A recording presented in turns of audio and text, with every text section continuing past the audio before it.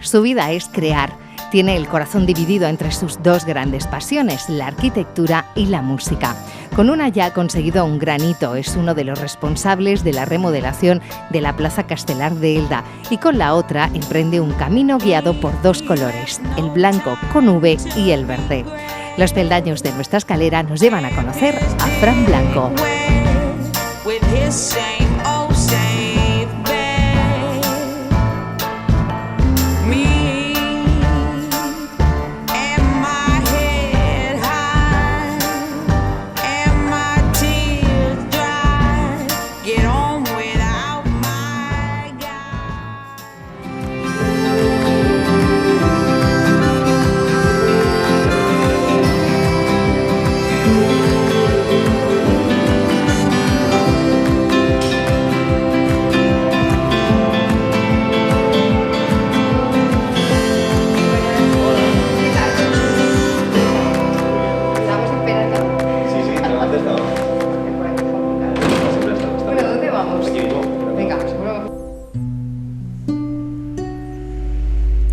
Y duele el saber que está muriéndose, el saber que estamos consintiendo que se consuma y que tus 1000 metros vayan con Dios. Y vuelve y no dejes que te toquen y no dejes que te entiendan, que te enciendan, ni que suturen nuestro apagón. Vuelve, que todo lo que escribo es indigente, que todo lo que canto me suena un viernes con fiebre quedándome en casa sin peli y sin cenar. Té, que como más me llenaba era comiéndote, como más aprendía era admirando tus pestañas y tu camisa de fuerza, amor. Y es que en la vida hay cuerdas y locas, y tú eres 1000 metros de locura besando sin medida, pero midiendo de corazón, y en realidad son pocas las más de 1000 noches a escondidas, caricias consentidas, siempre servidas al por mayor.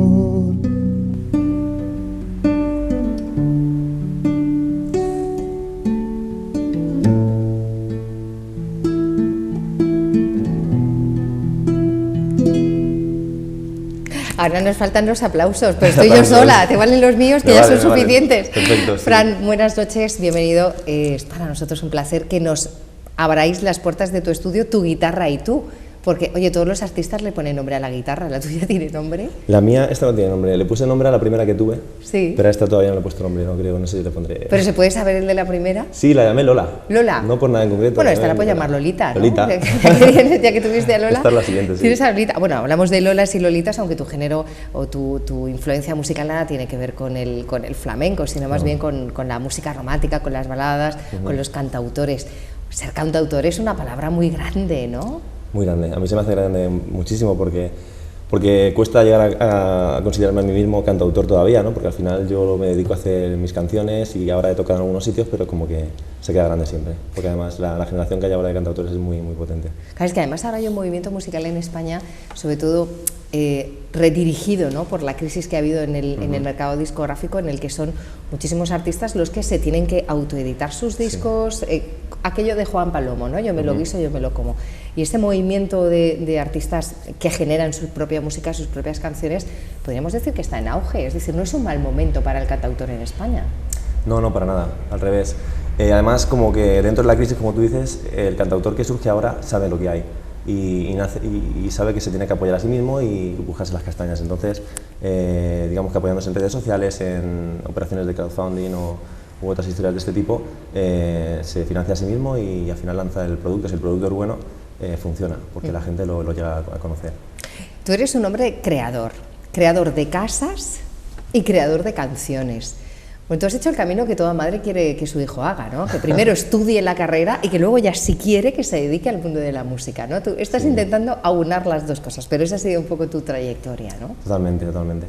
Porque siempre bueno, mi madre fue un empeño muy importante para ella que acaparamos la carrera, que eso era siempre importante, tener una profesión y llegar a un futuro con provecho. Y luego ya pues que cada uno buscara su hobby. Y a mí siempre me ha encantado la música y componer, pero tenía claro que tenía que terminar la carrera. Entonces una vez acabé arquitectura, fue cuando le dediqué un poquito más de tiempo a esto y ahora estoy disfrutando de ello. Bueno, que hace 4 días que terminaste la carrera, porque tú tienes solamente 29 años, es decir, eres un chico muy joven, es decir, terminaste tu carrera prácticamente en tiempo, no tuviste que repetir ni dar muchas vueltas, Sí, ¿no? sí que di vueltas. En Alicante es una carrera que en Alicante arquitectura se tarda mucho tiempo en terminar. Y bueno, yo creo que estuve más o menos en la media, ¿no? Tardé 8 años y es lo que se cuece aquí en Alicante. 8 años. Y sí, al final repites asignaturas, te retrasas un poquito, el proyecto final de carrera llega más tarde. Y bueno, yo creo que acabé más o menos en tiempo y a disfrutar ahora de esto. Cuando uno construye, sobre todo tú que tienes la experiencia de construir casas, ¿construir canciones es lo mismo? Es decir, partes de un proyecto previo, una idea, tienes que construir unos cimientos, buscar... ¿O es mucho más imaginativo el crear una casa o el crear una canción? Para mí es totalmente diferente. Para mí son procesos muy diferentes. Además, yo tengo la suerte de que bueno, todo este proyecto de F al Cubo no es solo mío, ¿no? Somos 2 compañeros, amigos y yo. Entonces es un proceso muy de aunar ideas, aunar ilusiones, y es diferente a cuando compongo. Yo compongo de una manera muy íntima y muy personal, entonces lo que hago es muy mío. Y al revés que cuando hicimos cualquier proyecto que hemos hecho hasta ahora, ya sea el de la Plaza Estelar, el restaurante... Que luego hablaremos de todo eso, que me tiene muy intrigada todo lo que ha tenido que dar de sí para que este proyecto lo viéramos en la calle. Sí. Entonces es muy diferente porque aquí lo compusimos entre los 3, es un proceso que es muy divertido porque trabajamos los 3 codo con codo y se llega de manera diferente. Totalmente. Yo muchas veces que hablo con músicos les digo... ¿Tú llevas bien esto de cantar tu música en público? Porque hay muchos músicos que dicen, no, yo soy músico para mí, pero no me veo capaz de entregar, es como desnudarme, ¿no? Cada vez que cuento una canción. ¿A ti te pasa lo mismo? Sí, totalmente, un montón. Sobre todo cuando, bueno, las primeras veces que canto canciones nuevas, me cuesta muchísimo por voy a decir esta frase, voy a decir esto que me ha pasado, que he sentido, que he vivido, y me cuesta muchísimo porque la gente reacciona siempre positivamente, pero es complicado desnudarte en el público. Además, hace poquito, por ejemplo, yo compongo canciones, escribo canciones, pero también escribo pequeños textos. Ahora también hay una generación muy potente de cantautores, pero también de poetas que aparecen y no es poesía como tal, pero son textos que se acercan a la poesía, ¿no? Pues yo también tengo esos pequeños textos y hace poquito hice un recital con una amiga que se llama Blanca, y también hace este tipo de situaciones, y eso sí que fue brutal, ¿no? Porque te expones sin guitarra, sin melodía, sin nada que te aparte, ¿no? Es tu voz y lo que tú has sentido, lo que estás contando a la gente. Y aquello sí que fue muy en carne viva, ¿no?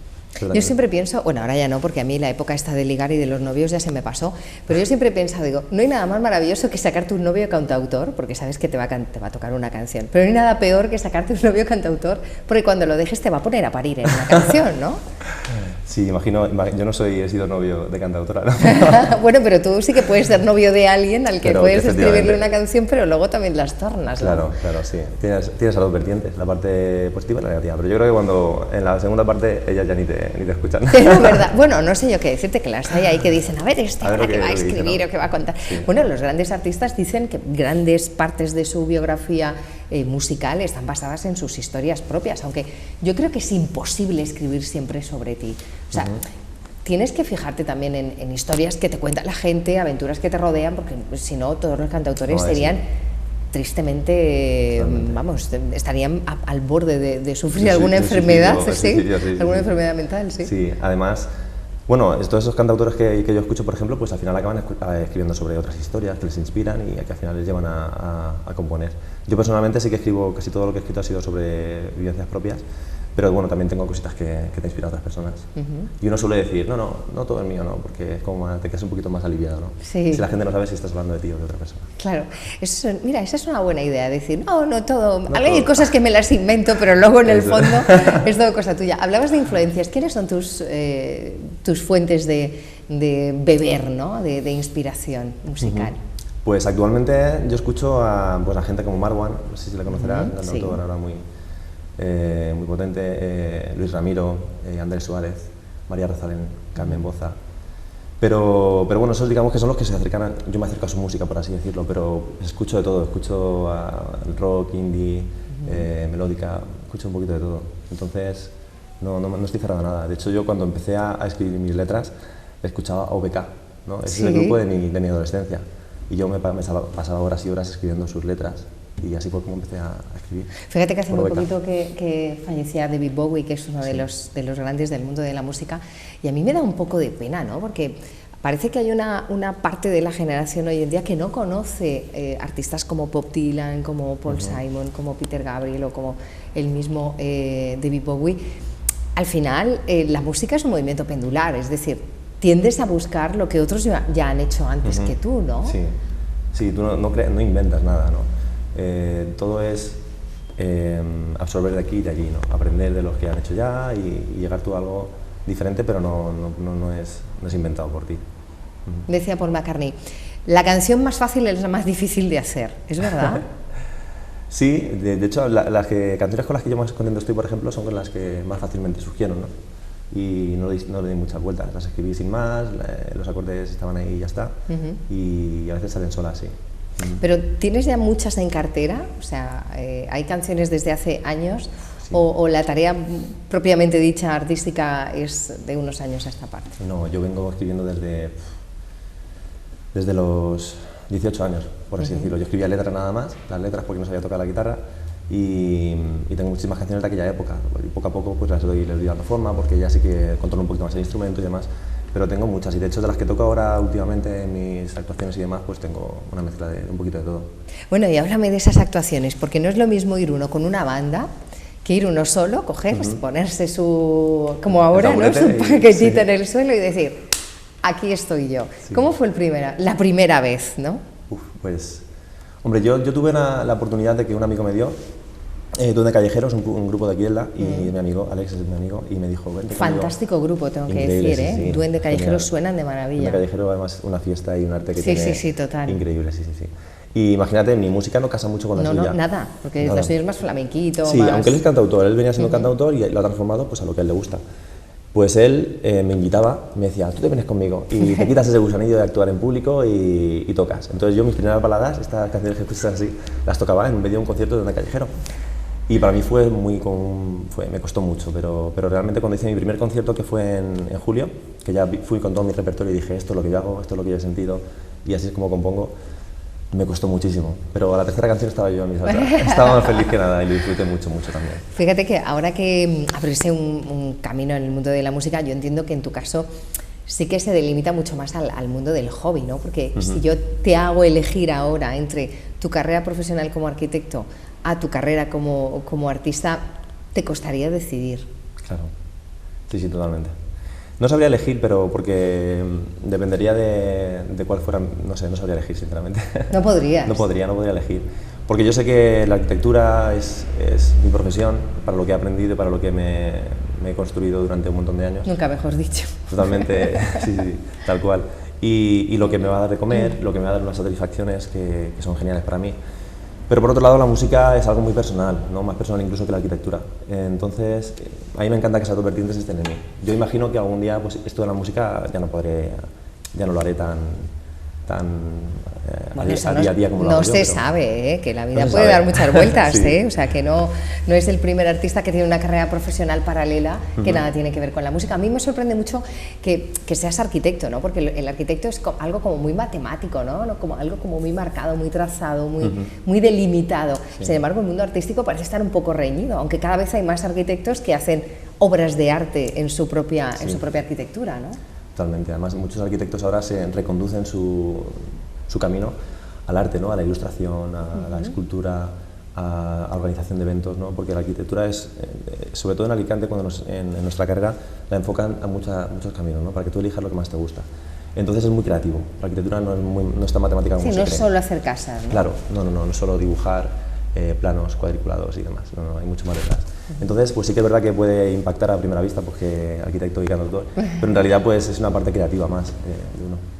Fíjate que uno cuando construye una casa ¿Es realmente consciente de que ahí dentro van a vivir personas que van a tener unas vivencias? No sé si te pasa a ti como arquitecto, pero a mí me pasa que cuando veo una casa abandonada digo, ¡oh, qué lástima! Con la ilusión con la que alguien levantó en algún momento esa casa, ¿no? ¿Vosotros sois conscientes, los arquitectos, de que estáis construyendo vidas para otras personas? Claro, sí, totalmente. Nosotros además hablamos mucho de ello, ¿no? Nos imaginamos, es que no solo la ilusión que le ponen, ¿no? Sino que luego en esa casa, pues los padres van a educar a sus hijos, van a pasar una noche viendo una película en el sofá. Pues te imaginas todas esas situaciones y te la hacen muy tuyo, ¿no? Y de hecho, un momento complicado, que es un poco duro, es cuando te deshaces, ¿no? Te desprendes de ese proyecto que ha sido tuyo durante tantos meses, cuando lo has proyectado, está en marcha, ¿no? Y luego cuando lo has construido, y tú ya desapareces del plano, y ya no tiene nada que ver contigo, ¿no? Nadie se va a acordar de ti, o sea, esa casa no se va a acordar de ti. Bueno, pero tiene que ser muy chulo el día de mañana cuando tengas un hijo y le digas, venga, vamos a ver las casas que ha construido papá, ¿no? Eso tendrá que ser un tour emocional y personal muy, muy interesante, ¿no? Que sí. Quizás sea del lado dulce de tu profesión. Sí, es muy bonito, yo creo que es bonito hacer ciudad, ¿no? Como nosotros decimos, construir, bueno, hacer ciudad no hacemos ciudad, ¿no? Pero formamos parte de esas pequeñas piezas que pueden aparecer en la ciudad o en la vida de las personas. Entonces, me parece que es una suerte increíble, ¿no? Los arquitectos que hacemos este tipo de obras, pues es una suerte para nosotros. Además, vuestro nombre va a aparecer con letras de oro dentro de muchos años cuando se hable de la remodelación de la Plaza Castelar de Elda, un proyecto que supongo que os habrá traído tantas alegrías como sinsabores, porque fue muy polémico en el momento en el que se gestó, ¿no? Sí. Fue duro y bonito a la vez. Tuvo las dos vertientes porque tuvimos muchos quebraderos de cabeza. Tuvimos inseguridades, ¿no? Porque al final te bombardeaban por todas partes y no sabías... Tú estabas convencido de lo que hacías, pero claro, había muchas versiones de todo.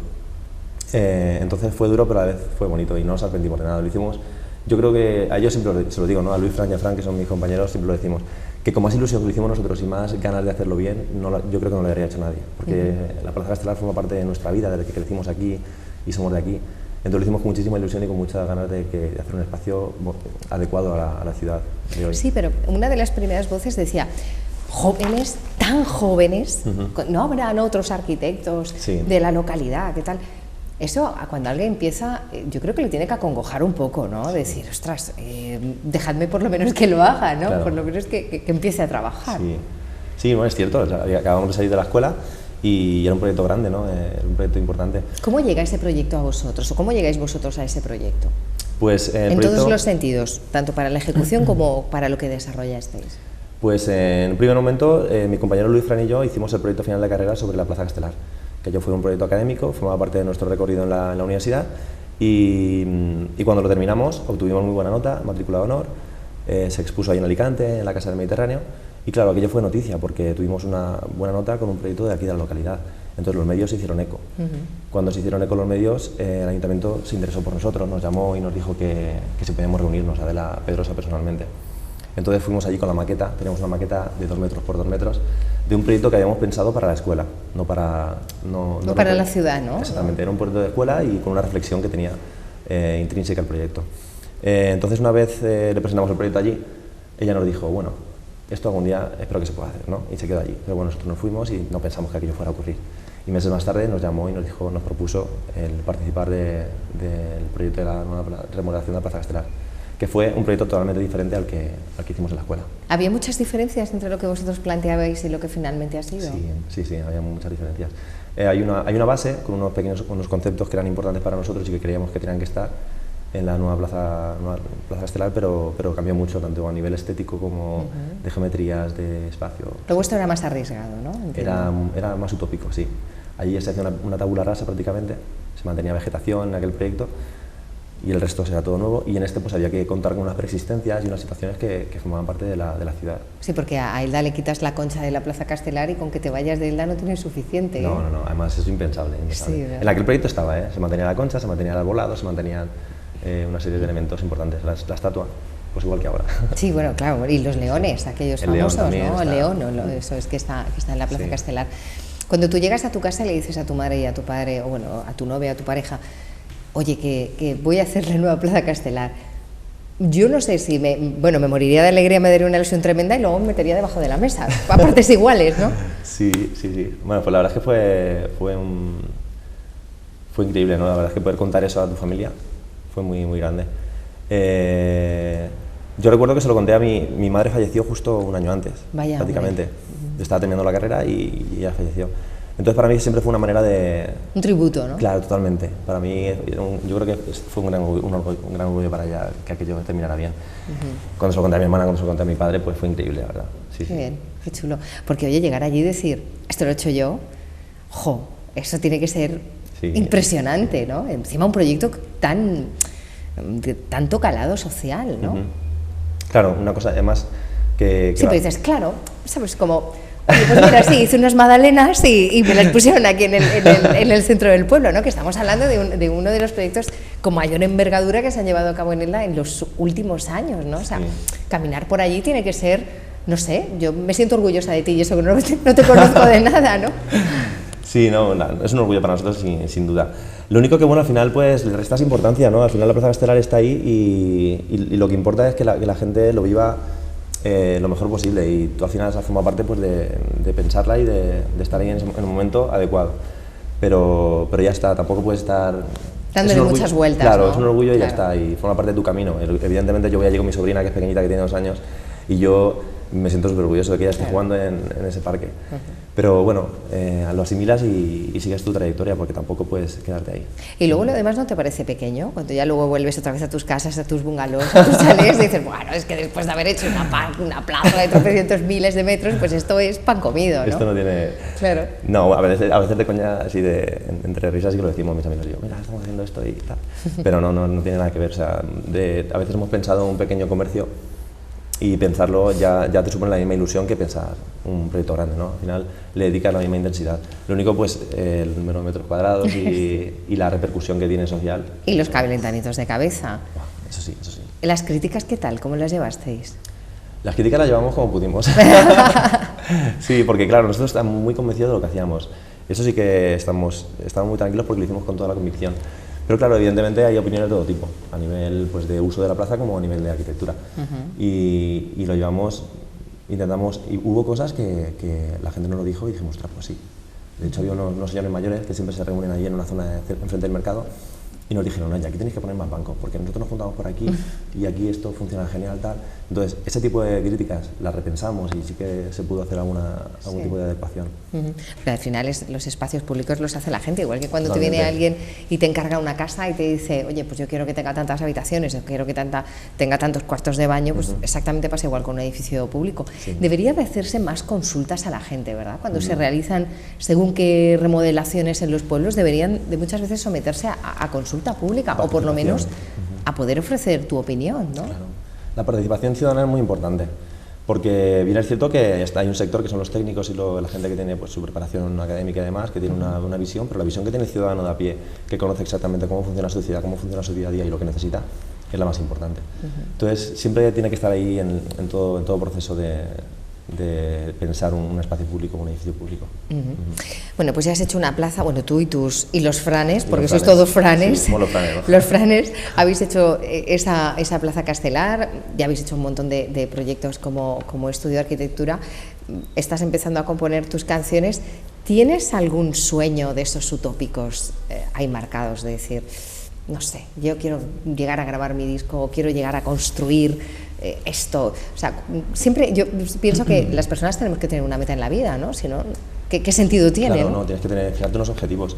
Yo es que tengo la suerte de que me he fijado objetivos y por suerte he ido alcanzándolos, entonces sueño mucho y cuando sueño pues tarde o temprano yo espero que lleguen. Yo nunca me había imaginado haciendo un concierto, cantando mis canciones delante de 50 personas. Porque eres vergonzoso hasta decir basta. Un montón. ¿Verdad? ¿Y eso cómo lo consigues luchar?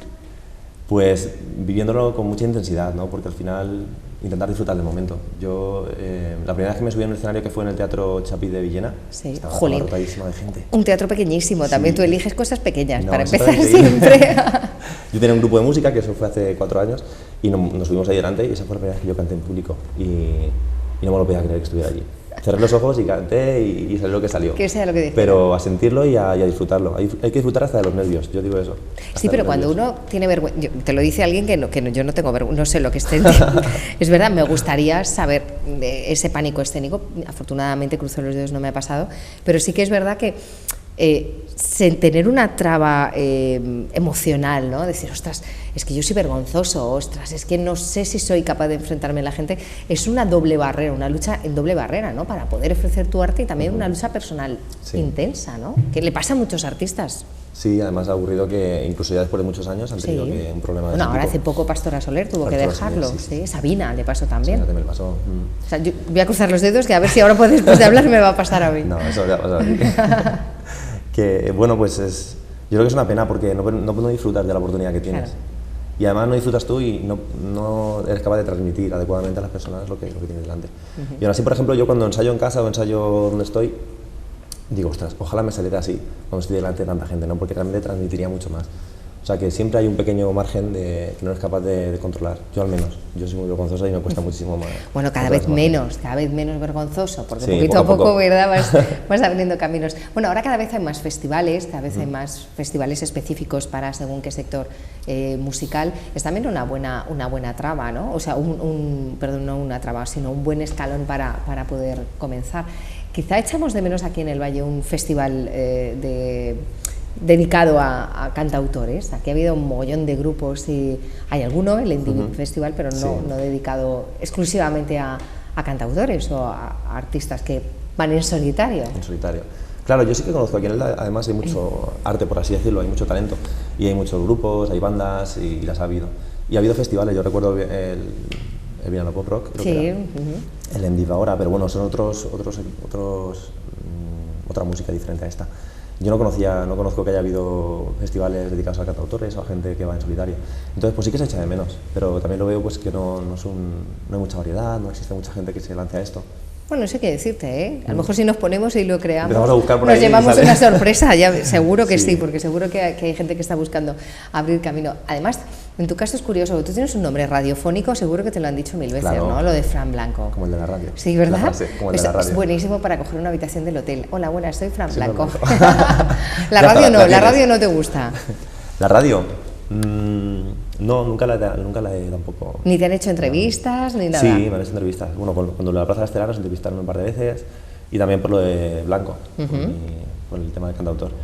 Pero... sí, porque tú te llamas Blanco, o sea, que la gente no busque, eso es, con V, que la gente no busque Fran Blanco, Francisco Blanco, porque no te van a encontrar. No. Porque en internet sí que podemos encontrar tu obra, tu música. Además a mí me gusta, yo tengo una página en Facebook, que por ahora tengo Instagram y Twitter, pero en Facebook tengo la página que es donde yo suelo compartir los escritos, estos de los que te hablo, mis canciones o noticias, y se llama Blanco, con V. Con V. De verde. Blanco con V de verde. Sí. ¿Y eso? Pues iba un poco al hilo de lo de mi madre. Para mí, yo quería que formara parte de esto que iba a hacer. Ella tiene unos ojos verdes increíbles. Sí, como los tuyos, que tú tienes unos ojos verdes increíbles. Yo los tengo así avellanaditos. Sí, no, pero sí. no son muy bonitos. Sí. Y me gustaba que formara parte de mi nombre. Entonces, la verdad es que fue conflictivo al principio. Me decía, ¿qué haces con ese nombre? Es que tiene que ser duro, ¿verdad? Porque cuando tienes una pérdida, se transmite enseguida a lo que haces, a tu música y tal. Y sobrellevar, sobre todo la pérdida de una madre. Yo siempre digo que las madres no deberían de morir jamás, ¿no? Porque es una de las pérdidas más graves que puedes tener en tu vida. Pero sí que es verdad que sobreponerte a eso, la gente te diría, ostras, es que vas a llevarlo siempre hasta que consigas sobrellevarlo. Es duro, es difícil. Sí, tienes que aprender a... Forma parte de tu vida ya, esa ausencia, pero también forma parte de tu vida durante muchísimos años. Y entonces es hacerla presente en cada cosa que haces. Yo al menos es lo que trato de hacer con todo lo que vivo. Pues nada, Fran, yo te auguro un futuro arquitectónico y musical interesante. Estaremos pendientes de cómo se va dando la cosa. Y me gustaría terminar igual como hemos empezado. Hemos empezado con tu música. Vamos a terminar con algo que nos toca saber. ¿Os toco una canción entera también? Sí, perfecto. ¿Tenemos tiempo? Venga, ¿cómo se llama? ¿Cómo se llama la canción? Tu talento. Tu talento. ¿Vale? Esta va a ser, la otra era un poquito así de amor, ¿no? De desamor. De desamor. Otra de desamor. Esta es de amor, ¿no? Venga. De esas cosas que nos gustan de la persona que tenemos a nuestro lado. Gracias por habernos atendido. A vosotros por Te venir. esperamos muchos años y no dejes ninguna de las dos cosas a pesar de las críticas. Nada, yo aquí fuerte. Muchísimas gracias. Gracias a ti.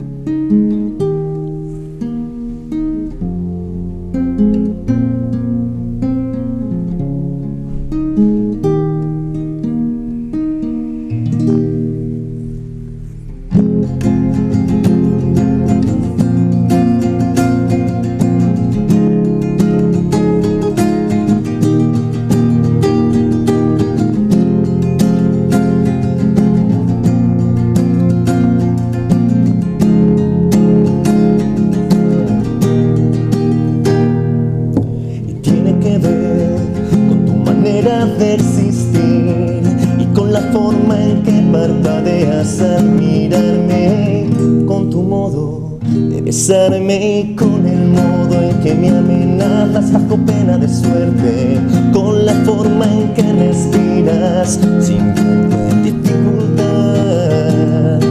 y tiene que ver con que tú me besaras primero y con que yo con mis segundos ya haya equilibrado el juego, y tiene que ver con nuestra manía de numerar cuántos amores llevamos hechos, cuántas veces vimos el cielo.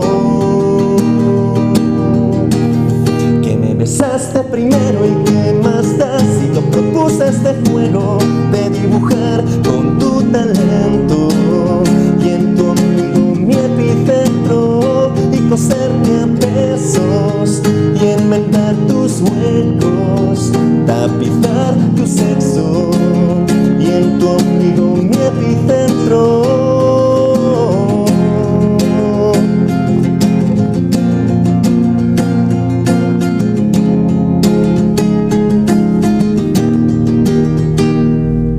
Y tiene que ver con tus espontáneas perdiciones, con que te encuentres siempre e intente comerte al verte mientras huyes de la gente, y con el modo en que me castigas sin besos y te llamo pequeñita, con lo fácil que me perdonas si te hago temblar.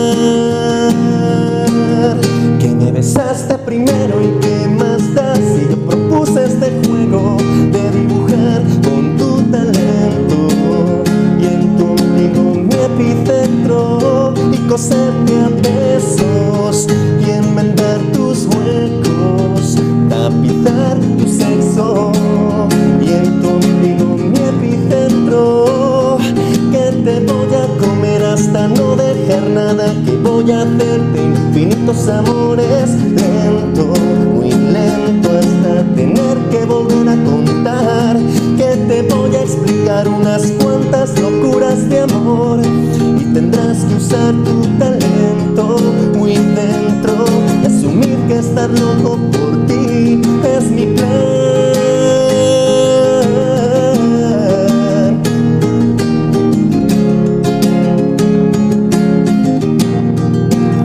Que me besaste primero y qué más da si yo propuse este juego de dibujar con tu talento y en tu ombligo mi epicentro, y coserte a besos y enmendar tus huecos, tapizar tu sexo y en tu ombligo mi epicentro.